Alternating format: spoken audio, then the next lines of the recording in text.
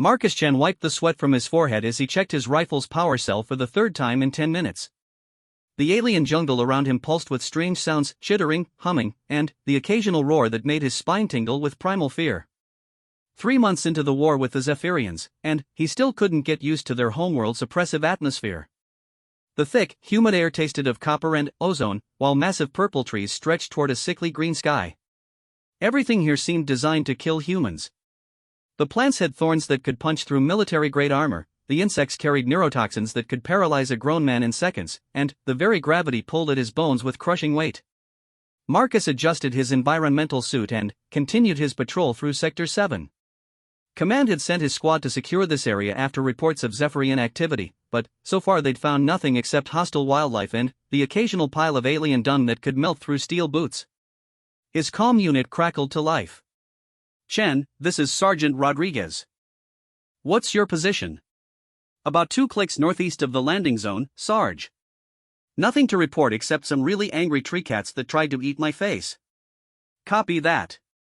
Listen, we've got movement on the eastern perimeter. Johnson's squad is investigating, but I want you to sweep the area between coordinates Alpha 7 and Bravo 9. Intel thinks there might be a Zephyrian patrol trying to flank us." Marcus sighed and checked his map display. "Understood. Moving to investigate." The coordinates Rodriguez had given him led deeper into the jungle, where the canopy grew so thick that barely any light filtered through. Marcus activated his suit's low-light vision and moved carefully through the undergrowth, his rifle ready. The Zephyrians were dangerous opponents 8 feet tall, covered in chitinous armor that could deflect most small arms fire, and armed with energy weapons that could punch holes through tank plating. But what made them truly terrifying was their intelligence. They fought with tactical precision that rivaled human military doctrine, and their technology was at least 50 years ahead of anything Earth had developed. The only reason humanity was holding its own in this war was sheer stubbornness and the fact that Zephyrians seemed to have trouble adapting to human unpredictability.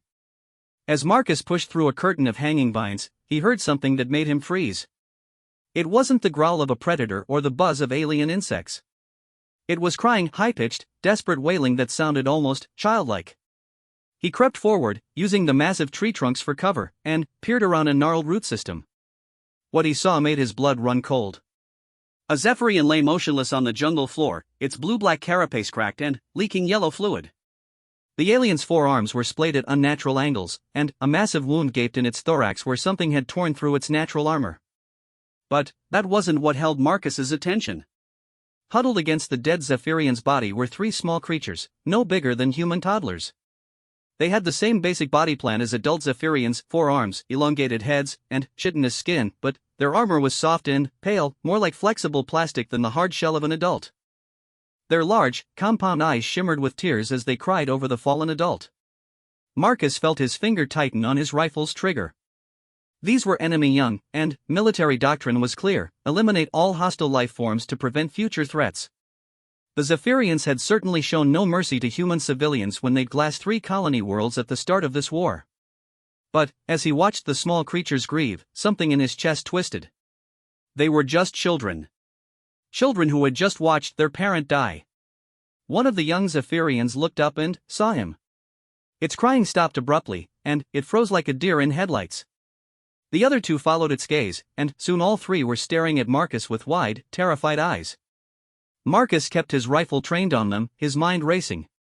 The smart thing to do was pull the trigger. End the threat before it could grow up to kill humans. That's what any good soldier would do.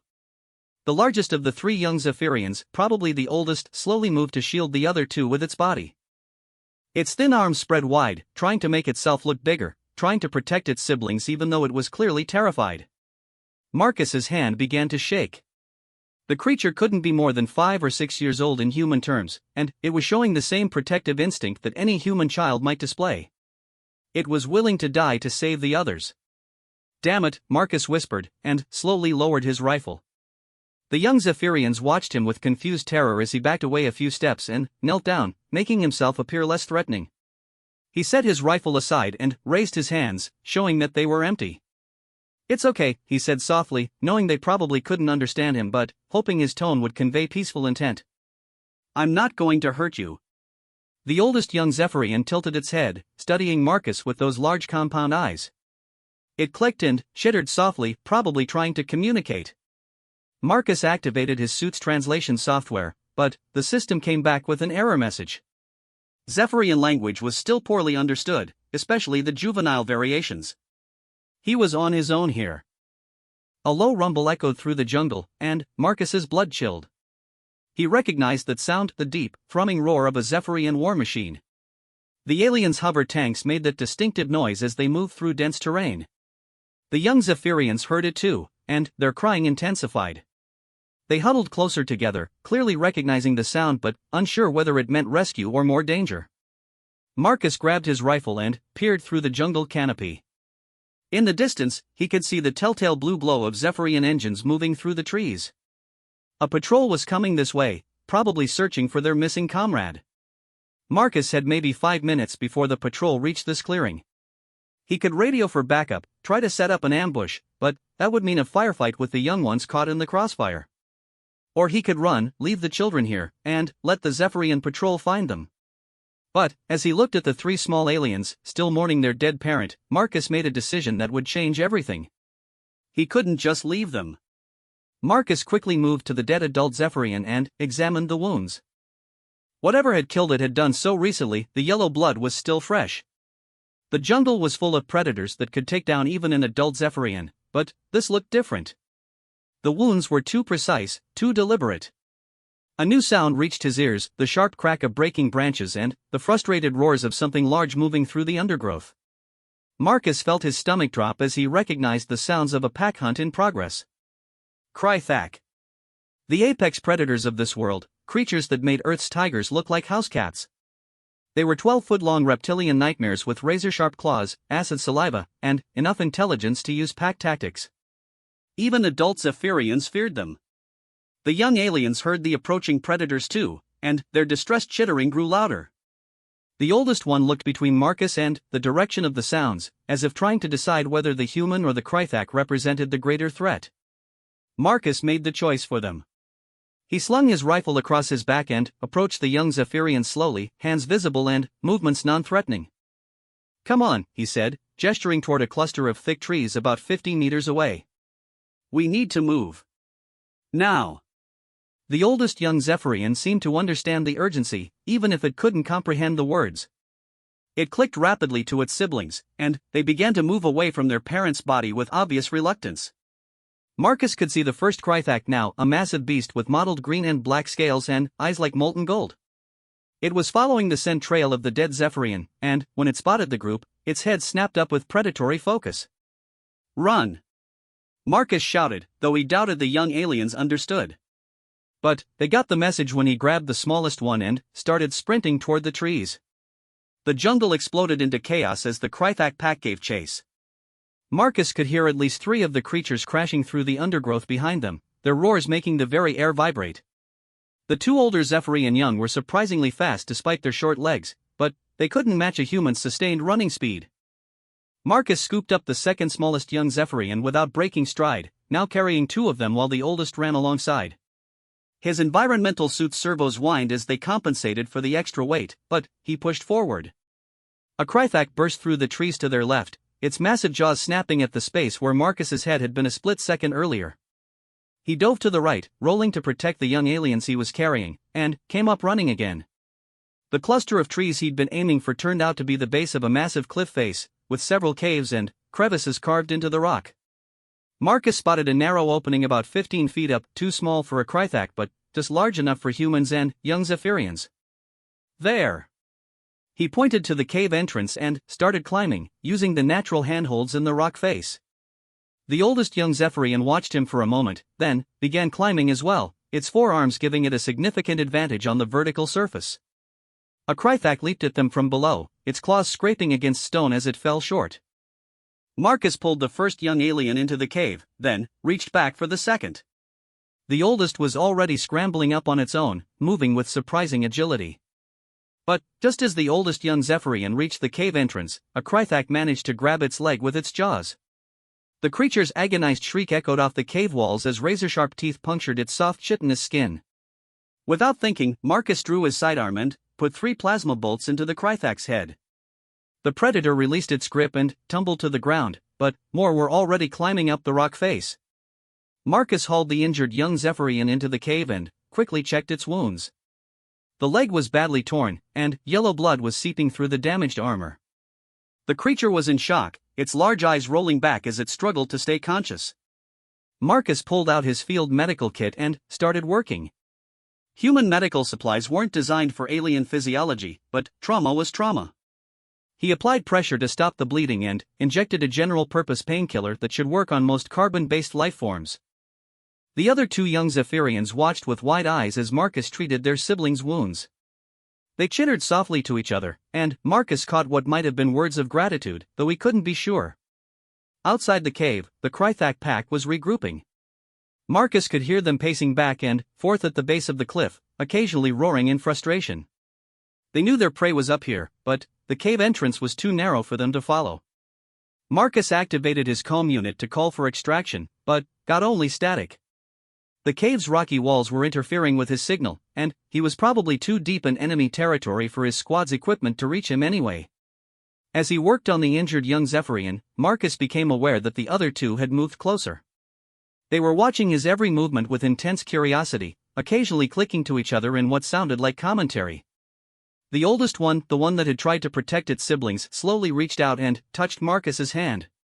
Its skin was surprisingly warm and had a texture like fine leather. It looked up at him with those large compound eyes and made a series of soft sounds that somehow conveyed gratitude better than any human words could have. Marcus found himself smiling despite the situation. "You're welcome, kid." The injured young Zephyrian's bleeding had stopped, and its breathing was becoming more regular. Marcus applied a temporary bandage using material from his medical kit, knowing it would have to do until proper alien medical care could be found. Hours passed in the cave as the Krythak pack waited below. Marcus shared some of his emergency rations with the young aliens, who examined the human food with scientific curiosity before tentatively tasting it. They seemed to find it edible, if not particularly appetizing. As night fell over the alien jungle, the Krythak finally gave up their vigil and moved on to find easier prey. Marcus could hear their roars fading into the distance as they departed. But now he faced a new problem. The Zephyrian patrol he'd detected earlier was still out there somewhere, probably searching for their missing civilians. And here he was, a human soldier protecting 3 enemy young deep in hostile territory. Marcus checked his equipment and made a mental inventory. He had enough food and water for maybe 2 days, limited ammunition, and no way to contact his unit. The young Zephyrians needed proper medical attention for the injured one, and they were probably hungry and scared. As if responding to his thoughts, the youngest alien curled up against Marcus's leg and began to fall asleep. The others soon followed, apparently deciding that the human who had saved them from the Krythak was trustworthy enough to sleep beside. Marcus found himself in the surreal position of being a human soldier serving as a guardian to 3 alien children while surrounded by creatures that wanted to eat them all. He should have felt terrified or angry or at least confused about his decision to save them. Instead, he felt a strange sense of rightness about the whole situation. These weren't enemy combatants, they were children who had needed help, and he had provided it. It was as simple and as complicated as that. As the alien night deepened around them, Marcus kept watch at the cave entrance, his rifle ready and his mind turning over the implications of what he'd done. He had crossed a line today, choosing compassion over military doctrine. Tomorrow, he would have to figure out how to get 3 young Zephyrians back to their own people without getting himself killed in the process. It seemed like an impossible task, but Marcus had never been one to back down from a challenge. Besides, as he looked down at the 3 small aliens sleeping peacefully beside him, he knew he couldn't live with himself if he abandoned them now. He had made a choice to protect them, and he would see it through to the end, no matter what the consequences might be. The jungle around them settled into the rhythms of alien night, filled with strange sounds and stranger possibilities. Marcus Chen, human soldier, sat guard over 3 enemy young and wondered what tomorrow would bring. Marcus woke to the sound of clicking voices and the gentle touch of small hands on his arm. The 3 young Zephyrians were awake, and the injured one was actually sitting up, examining the makeshift bandage Marcus had applied to its leg. Dawnlight filtered through the cave entrance, casting strange shadows that danced across the rocky walls. Marcus stretched his cramped muscles and checked his chronometer. He'd been asleep for almost 4 hours, longer than he'd intended. The oldest young Zephyrian was crouched near the cave entrance, peering out at the jungle below. It turned to Marcus and clicked urgently, pointing toward something in the distance. Marcus crawled over to look, and his heart sank. A column of smoke was rising from somewhere deeper in the jungle, black, thick smoke that could only come from burning human equipment. Someone had found his squad. His comm unit suddenly crackled to life with a weak signal. "Anyone copy? This is Rodriguez. We're taking heavy fire and need immediate extraction. Chen, if you're out there." The signal dissolved back into static, but Marcus had heard enough. His unit was under attack, probably outnumbered and outgunned. Every instinct screamed at him to grab his rifle and run toward the battle to help his brothers in arms. But he couldn't leave the young Zephyrians. They were still vulnerable, still dependent on him for protection. The injured one could barely walk, and the other two had no survival skills for this harsh environment. Marcus made a decision that felt like tearing his own heart out. He couldn't abandon either his duty to his squad or his responsibility to the children he'd chosen to protect. There had to be a third option. He turned to the oldest young Zephyrian and pointed toward the smoke, then gestured to himself and made a running motion. The alien seemed to understand that Marcus wanted to leave, and its large eyes filled with what looked like fear. Marcus shook his head and held up his hands, trying to convey that he wasn't abandoning them. He pulled out his portable beacon, a device designed to guide rescue teams to downed pilots, and showed it to the young aliens. Then, he pointed in the direction opposite from the smoke and made walking motions. The oldest Zephyrian tilted its head, studying the beacon with obvious intelligence. It clicked to its siblings, and they responded with what sounded like questions. After a brief conversation, the oldest one looked back at Marcus and nodded slowly. Marcus activated the beacon and set it to broadcast on all frequencies, including the ones he knew Zephyrian forces monitored. If any alien patrols were in the area, they would eventually detect the signal and investigate. He gathered his gear and helped the injured young Zephyrian to its feet. The creature's leg was still weak, but it could bear weight on it. Marcus knew they needed to move to a safer location before the beacon attracted attention. The small group made their way down the cliff face, with Marcus providing support for the injured alien while the other two scouted ahead. They moved slowly and carefully, avoiding the areas where Krythaxine was heaviest. As they traveled, Marcus began to notice something remarkable about his young companions. Despite their apparent age, they showed sophisticated problem-solving abilities and environmental awareness. They could identify which plants were safe to touch, which water sources were clean, and how to move quietly through the undergrowth. The oldest one, in particular, seemed to be learning human tactical concepts just by watching Marcus. It began copying his hand signals and movement patterns, and even started checking corners and clearances the way Marcus did. After 2 hours of careful travel, they reached a small clearing dominated by a grove of crystalline trees.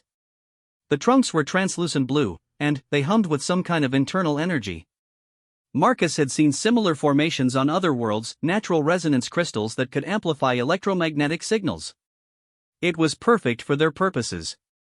The beacon signal would be boosted by the crystal trees, making it detectable from much greater distances. But it also meant that everyone would be able to find them, friend and foe alike. Marcus set up a defensive position at the edge of the clearing and settled in to wait. The young Zephyrians seemed to understand that this was where they would be found by their people, and they began to relax for the first time since Marcus had discovered them. The injured one curled up against a crystal tree and dozed, while the other two explored the clearing with scientific curiosity. Marcus watched them play, and there was no other word for it as they chased small flying creatures and investigated the strange flora. For a brief moment, it was easy to forget that they were supposedly enemies. They were just children being children, despite the alien nature of their games. Marcus's peaceful observation was interrupted by the distant sound of weapons fire. His comm unit crackled again, this time with a clearer signal. "This is Lieutenant Hayes. Rodriguez is down, and we've lost half the squad. We're falling back to the emergency rendezvous point, but we're being pursued by at least 20 hostiles." Marcus closed his eyes and fought the urge to abandon his post. His friends were dying out there, and he was sitting in a clearing playing babysitter to alien children. But he'd made his choice, and he would stick to it. The youngest Zephyrian approached him, apparently sensing his distress. It reached out and touched his arm again, making soft sounds that seemed meant to be comforting. Marcus found himself smiling despite everything. "Thanks, kid. I'm okay." But he wasn't okay, and the situation was about to get much worse. The sound of approaching aircraft filled the air, the distinctive whine of Zephyrian hover vehicles. Multiple contacts, coming in fast. Marcus grabbed his rifle and positioned himself between the young aliens and the incoming aircraft. If this went badly, he'd at least give them a chance to escape. 3 Zephyrian dropships descended into the clearing, their blue engines casting strange shadows on the crystal trees. The vehicles were sleek and predatory, designed for rapid insertion and extraction of troops. The first dropship's ramp lowered, and Marcus found himself facing a full squad of Zephyrian soldiers. They were even more imposing up close, 8 feet tall, armored in what looked like living metal that shifted and flowed across their bodies. Their weapons were trained on him before their feet touched the ground. Behind the soldiers came a figure that made Marcus's breath catch. This was clearly a Zephyrian of high rank, taller than the others, with armor that gleamed like polished obsidian and additional limbs that marked it as a member of the warrior caste. But what surprised Marcus most was that the figure was obviously female. Her armor was more graceful, her movements more fluid, and the way the soldiers deferred to her spoke of both respect and fear. She approached slowly, her forearms held in a non-threatening position despite the devastating weapons they carried. When she spoke, her voice was like wind chimes mixed with the sound of rushing water. Marcus's translation software finally activated, rendering her words into accented but understandable English. "Human soldier. You have something that belongs to me." Marcus kept his rifle lowered but ready. "If you're talking about them," he gestured toward the young aliens, "I found them orphaned and in danger. I protected them." The female Zephyrian's head tilted in a gesture that was surprisingly similar to human curiosity. "Protected them? You are at war with my people. Why would you protect our young?" Before Marcus could answer, the 3 young Zephyrians ran toward the adult. But, instead of simply hiding behind her, they began clicking and chittering rapidly, clearly recounting their experiences. Marcus caught gestures in his direction and what sounded like excited exclamations. The female Zephyrian listened intently, occasionally asking what sounded like questions. As the story unfolded, Marcus saw her posture change. She stood straighter, her weapons lowered slightly, and she began looking at him with what might have been amazement. When the young ones finished their account, she approached Marcus again. This time, her entire demeanor had changed. She stopped just outside arm's reach and spoke in a formal tone that the translator rendered as ancient and ritualistic. "Human warrior, I am High Commander Zarathak of the 3rd Battle Fleet. These are my offspring, fought lost when their escort was attacked by ground predators. You had the opportunity to kill them to eliminate future enemies of your species. Instead, you protected them from the Krythak pack and tended their wounds." Marcus nodded, unsure where this was going. They were children in danger. "I couldn't just leave them." Zarathak moved closer, now within striking distance if she chose to attack. Instead, she did something completely unexpected. She knelt down, bringing her eyes level with his. "By the old codes of my people, you have earned a debt of honor that can never be repaid. You are now guardian friend to my bloodline, protector of my offspring, and..." She paused, as if struggling with the translation, "chosen bondmate by deed." Marcus blinked, not sure he'd heard correctly. "I'm sorry, what was that last part?" One of the Zephyrian soldiers stepped forward and spoke rapidly to their commander. Marcus caught enough of the conversation to realize they were discussing military protocol and the political implications of what had just happened. Zarathak raised one hand for silence and continued looking at Marcus. "Your translator cannot properly render the concept. In your terms, you have been adopted? Claimed? The closest equivalent might be that you have been chosen as a potential mate through proof of worthiness." Marcus felt his face go pale. "Wait, hold on. I was just doing the right thing. I wasn't trying to. I mean, I didn't know about any codes or traditions or..." Zarathak's mandibles moved in what might have been amusement. "Intent is irrelevant. The deed has been done, and my offspring have testified to your character. You protected them when you had no obligation to do so, and you did it while your own people were in danger." She gestured toward the sounds of distant battle.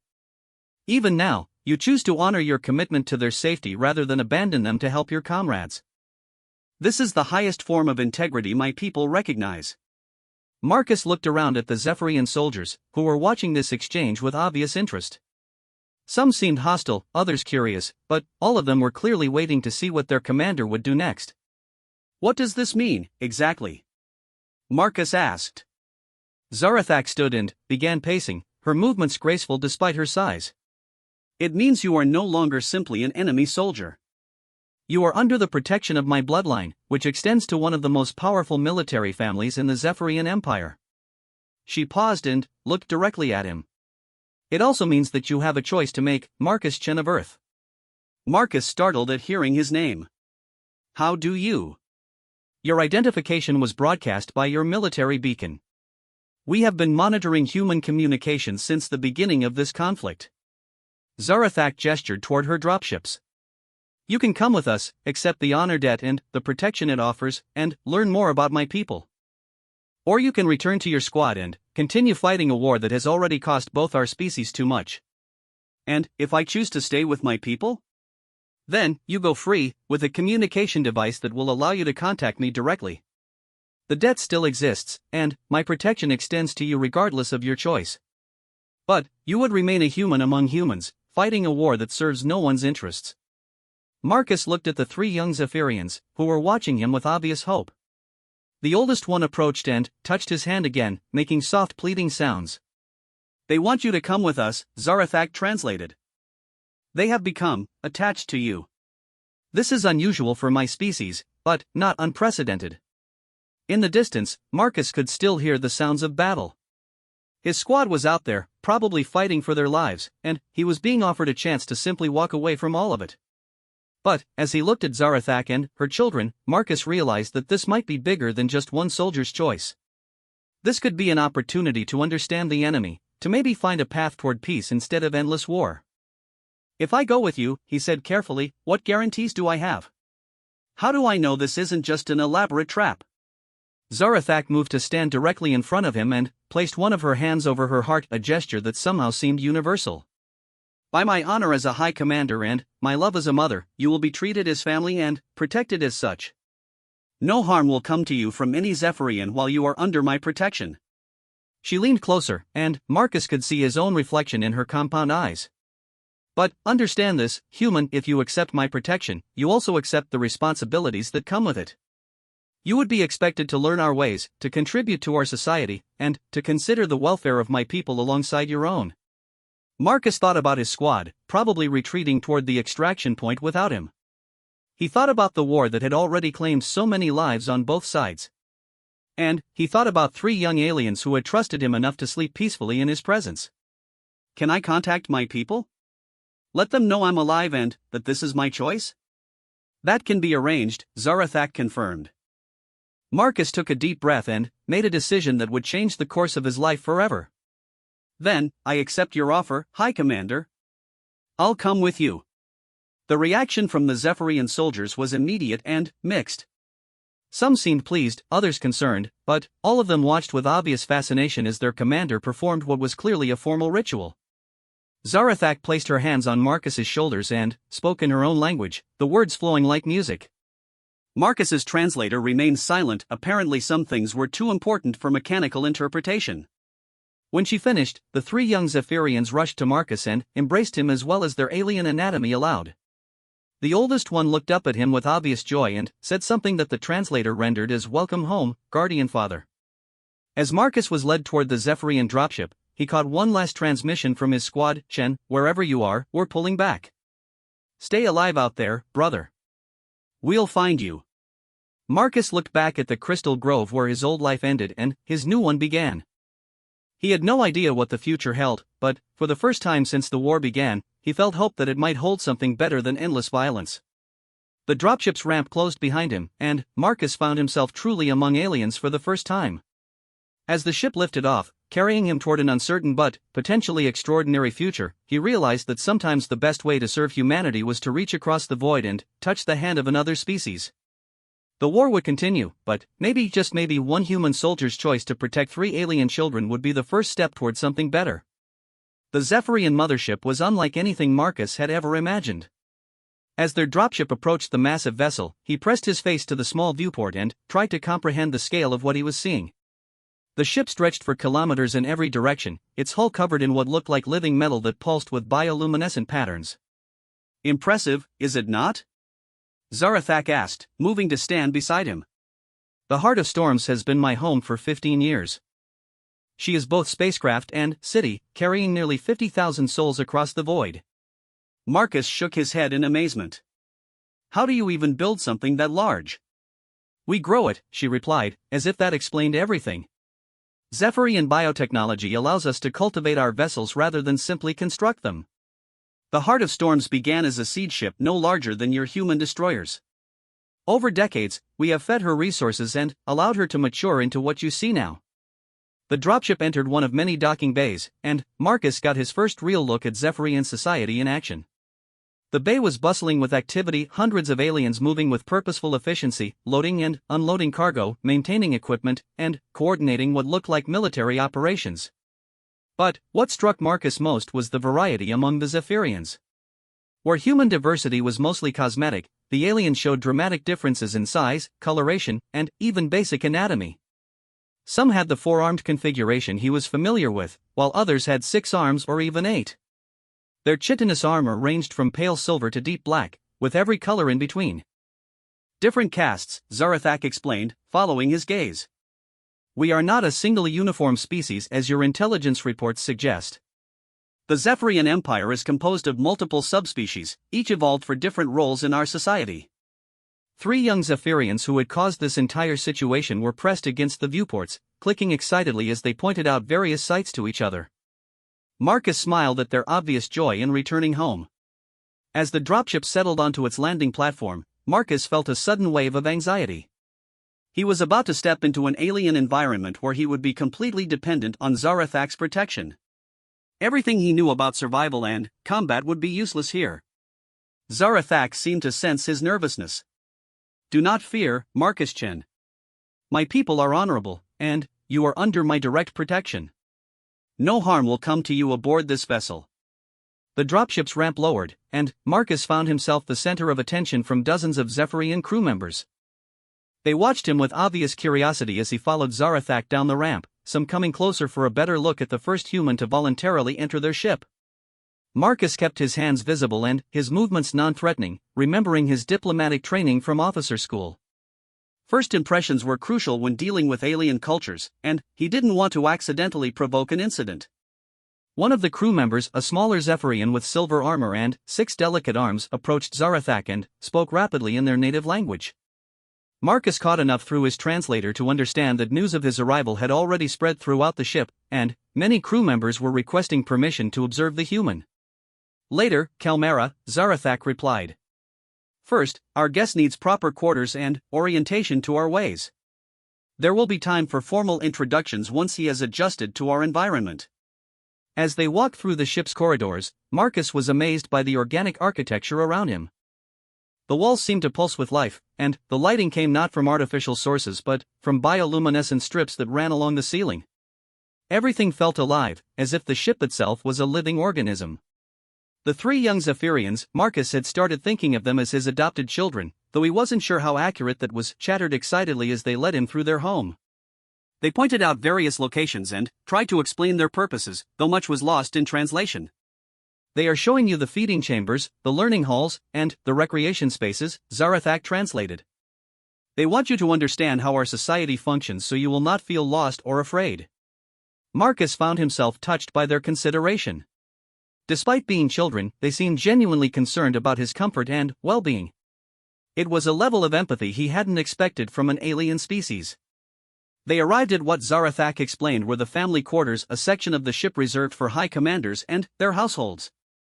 The corridors here were wider and more elaborately decorated, with flowing patterns carved into the living walls that seemed to shift and change as Marcus watched. Your quarters are here, Zarathak said, stopping before a door that dilated open at their approach. They have been modified to accommodate human physiology and atmospheric requirements.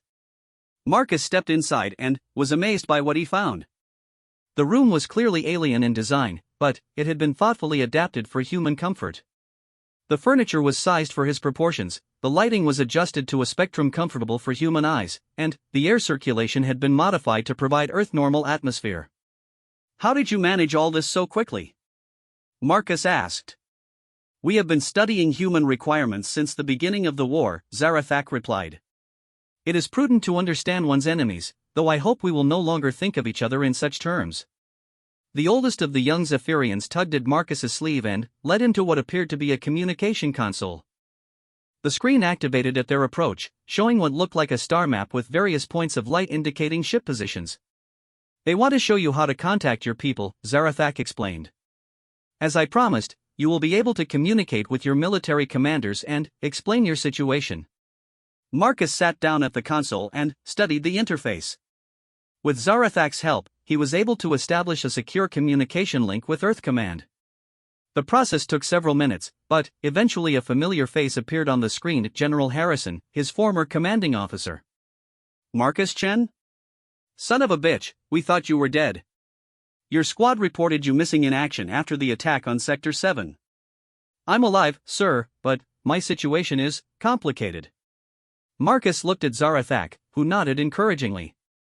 I'm currently aboard a Zephyrian vessel as a guest of High Commander Zarathak.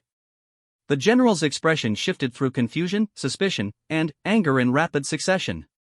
Explain yourself, soldier. Are you a prisoner? Have you been coerced? No, sir, nothing like that. I protected 3 Zephyrian young from predators, and their mother has offered me sanctuary under their honor codes. I'm here voluntarily. Are you out of your goddamn mind? Harrison's voice rose to a near shout. You're fraternizing with the enemy. Do you have any idea what kind of intelligence they could extract from you? Marcus felt his jaw tighten. With respect, sir, I haven't revealed any classified information. And I believe this could be an opportunity for peace negotiations. Peace negotiations? Harrison laughed bitterly.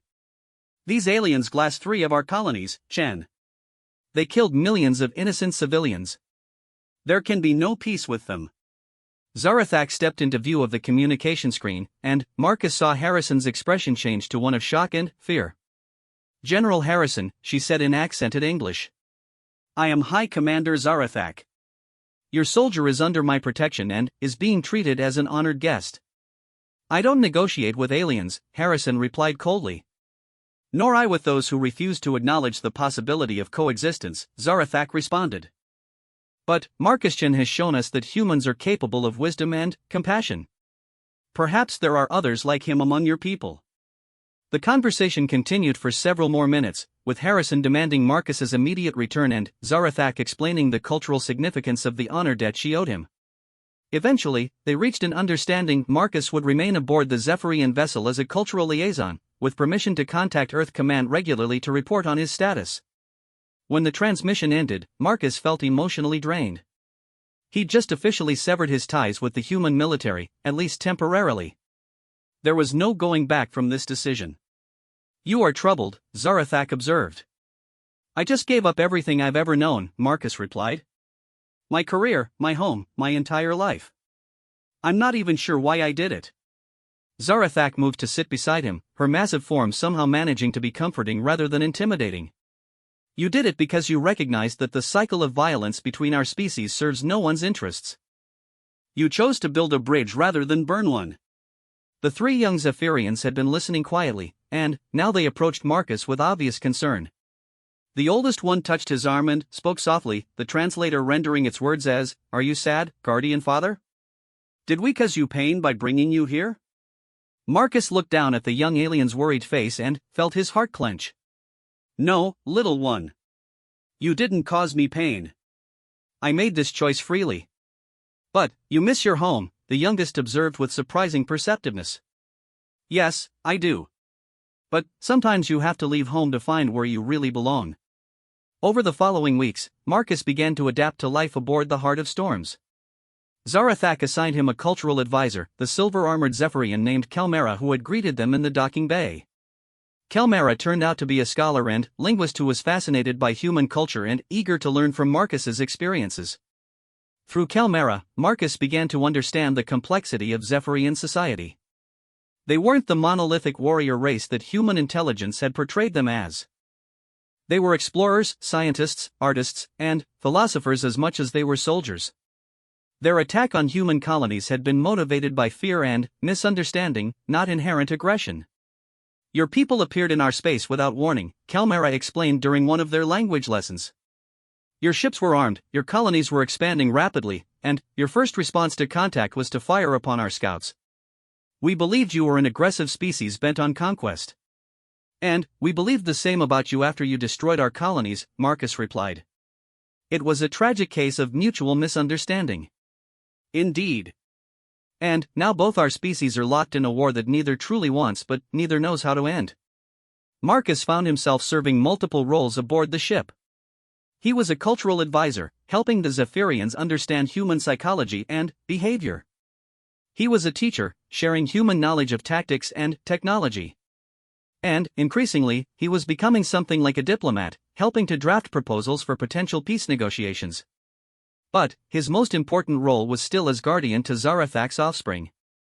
The three young Zephyrians had attached themselves to him with fierce loyalty, and he found himself genuinely caring for them in return.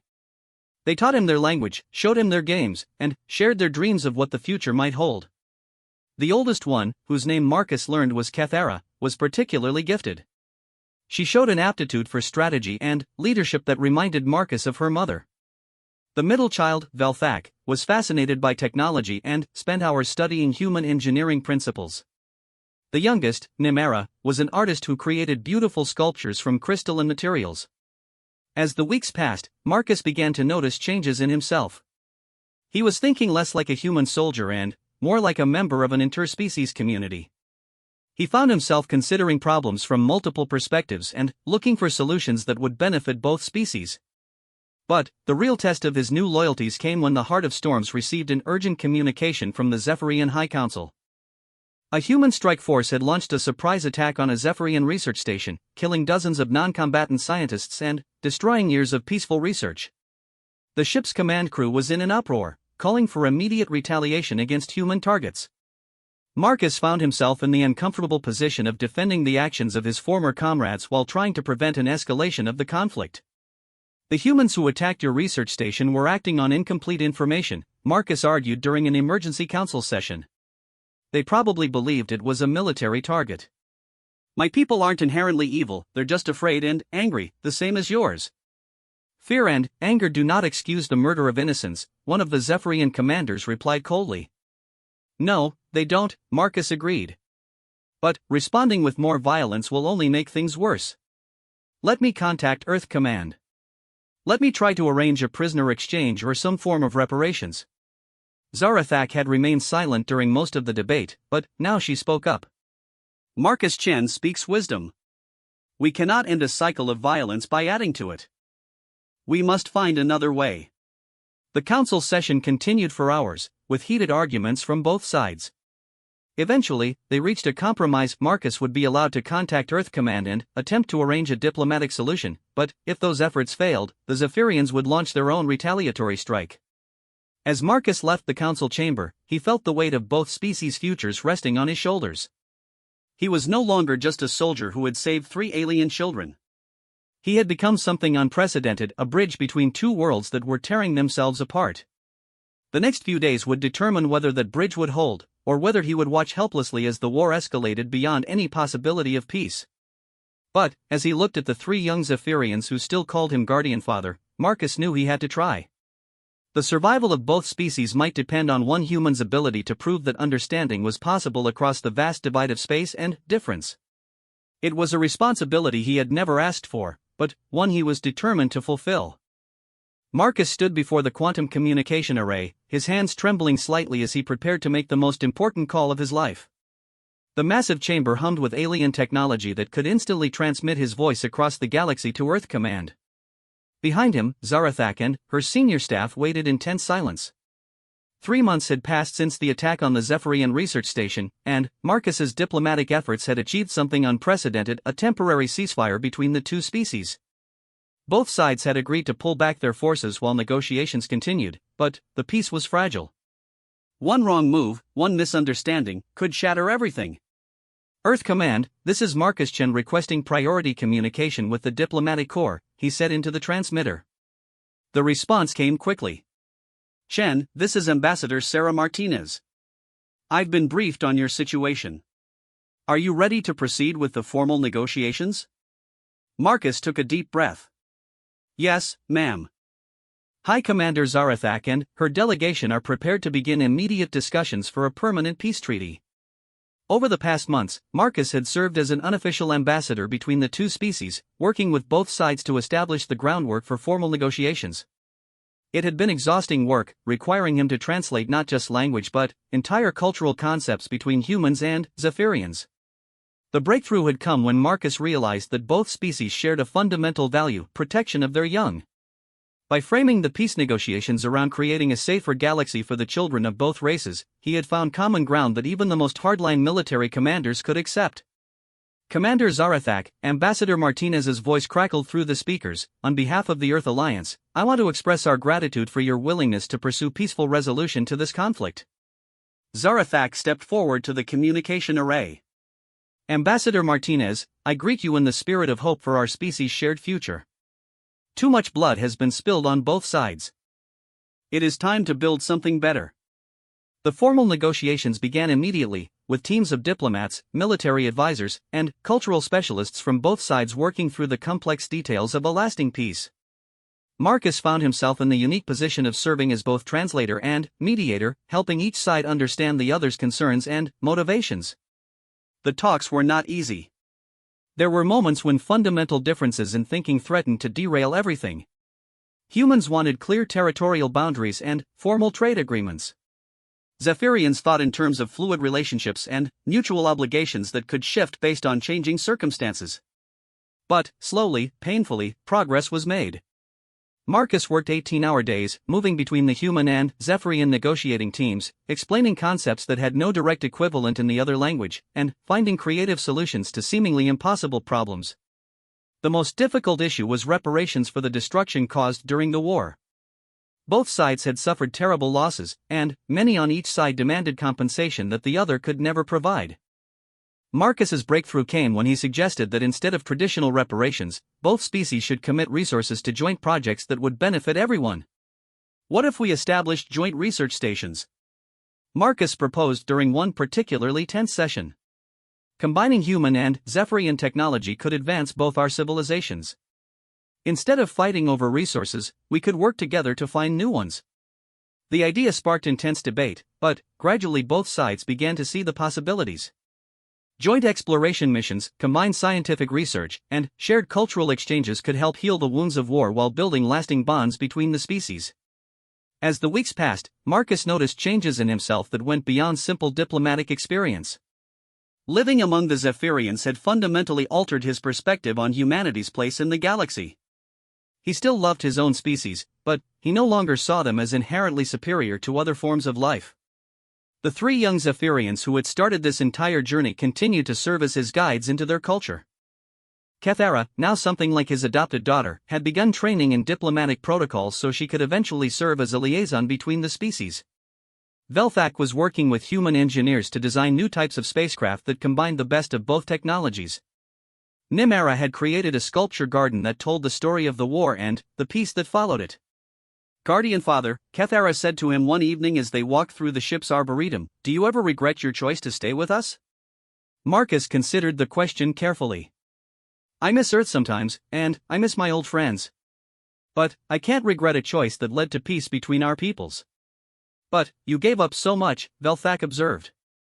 Your rank, your career, your place among your own kind. I traded those things for something more valuable, Marcus replied. I found a new family, and I helped prevent a war that could have destroyed both our species. The final breakthrough in negotiations came when Marcus proposed something that shocked both sides: a formal alliance between humanity and the Zephyrian Empire. Not just a peace treaty, but an actual partnership that would bind the two species together in mutual defense and cooperation. It's audacious, Ambassador Martinez admitted during a private communication with Marcus. But it could work. Both our species are expanding into the galaxy, and we're going to encounter other threats out there. Having allies could make the difference between survival and extinction. Zarathak was equally intrigued by the proposal. An alliance would require deep trust between our peoples, she told Marcus. Are humans ready for such a commitment? Are Zephyrians? Marcus countered. Because if we're going to make this work, it has to be a partnership of equals, not one species dominating the other. The alliance proposal required approval from the highest levels of both governments. Marcus found himself testifying before the Earth Senate via quantum communication, explaining how his experiences among the Zephyrians had convinced him that the two species could work together as equals. The questions were intense and, sometimes, hostile. Several senators accused him of being brainwashed or coerced by his alien captors. But Marcus stood firm in his convictions, supported by months of documentation and cultural exchange that proved the Zephyrians' genuine desire for peace. Senators, Marcus said during his final statement, I've lived among these people for 6 months. I've seen their families, their culture, their hopes and fears. They're not monsters or conquerors. They're people, just like us, trying to build a better future for their children. The vote in the Earth Senate was close, but the alliance proposal passed by a narrow margin. The Zephyrian High Council approved it unanimously, influenced by Zarathak's passionate advocacy for the partnership. The signing ceremony was held aboard a neutral space station at the midpoint between Earth and the Zephyrian homeworld. Representatives from both species gathered to witness the historic moment when two civilizations chose cooperation over conflict. Marcus stood beside Zarathak as the formal documents were signed, feeling a mixture of pride and disbelief. He thought back to that moment in the alien jungle when he had chosen to protect 3 frightened children instead of following military protocol. It seemed impossible that such a small decision could have led to this moment. You did this, Zarathak whispered to him as the ceremony concluded. Your choice to show mercy to my offspring changed the course of history. We all did this, Marcus replied. Every person who chose to listen instead of fight, who chose understanding over fear. The alliance faced immediate challenges. There were extremist groups on both sides who opposed the partnership and worked to sabotage it through terrorist attacks and propaganda campaigns. But the moderate voices on both sides held firm, supported by the growing cultural exchange programs that Marcus had helped establish. Human and Zephyrian scientists worked together on research stations throughout the galaxy. Joint military units trained together to face external threats. Artists from both species collaborated on works that expressed their shared hopes for the future. Marcus found his own role evolving as the alliance took shape. He was appointed as the first director of interspecies relations, responsible for overseeing cultural exchange programs and resolving disputes between human and Zephyrian communities. It was demanding work, requiring him to travel constantly between human and Zephyrian worlds. But it was also deeply rewarding, as he watched the two species learn to work together and build something greater than either could achieve alone. The real test came 2 years later, when long-range scouts detected an approaching alien fleet of unknown origin. The ships were massive, clearly hostile, and heading directly for inhabited systems of both species. This is what we prepared for, Marcus told the Joint Defense Council as they planned their response. An external threat that neither of our species could face alone. The combined human Zephyrian fleet that assembled to meet the invaders was the largest military force ever created. Ships from both species fought side by side, their different technologies complementing each other in ways that surprised even their creators. The battle was fierce, but the alliance held. Human tactical flexibility combined with Zephyrian technological superiority proved superior to the invaders' brute force approach. After 3 days of fighting, the alien fleet retreated back into the unknown regions of space. We did it, Admiral Thompson said during the victory celebration. We actually did it. Two species that were trying to destroy each other just a few years ago, fighting together to protect everything we've built. Marcus watched the celebration from the observation deck of the flagship, Cathara beside him. She was an adult now, serving as a junior diplomatic officer and preparing for her own role in maintaining the alliance. Do you think it will last? She asked him. The peace between our peoples? Marcus considered the question as he watched human and Zephyrian crew members celebrating together, their species' differences forgotten in the joy of shared victory. Nothing lasts forever, he said finally. But I think we've built something strong enough to survive the challenges ahead. Your people and mine have learned that we're stronger together than apart. 5 years after that first encounter in an alien jungle, Marcus Chen had become something unprecedented in galactic history, a human who had been fully adopted into an alien culture while maintaining his loyalty to his own species. He had helped broker a peace that transformed two warring civilizations into allies and partners. But, perhaps most importantly, he had proven that sometimes the greatest act of courage was not pulling a trigger, but choosing not to. sometimes the most important victory was not defeating an enemy, but discovering that they didn't have to be an enemy at all. As he stood on the observation deck, surrounded by beings from two different worlds who had learned to call each other family, Marcus reflected on the journey that had brought him here. It had started with a simple choice to protect three frightened children, and it had led to the transformation of galactic civilization itself. The future would bring new challenges, new conflicts, and new opportunities for both species. But they would face them together, as partners and allies, united by bonds forged in the fires of war and tempered by the wisdom of peace. Marcus Chen, former human soldier and now guardian of two civilizations, smiled as he watched the stars wheel overhead. The galaxy was vast and full of unknowns, but, for the first time in years, he was optimistic about what tomorrow might bring.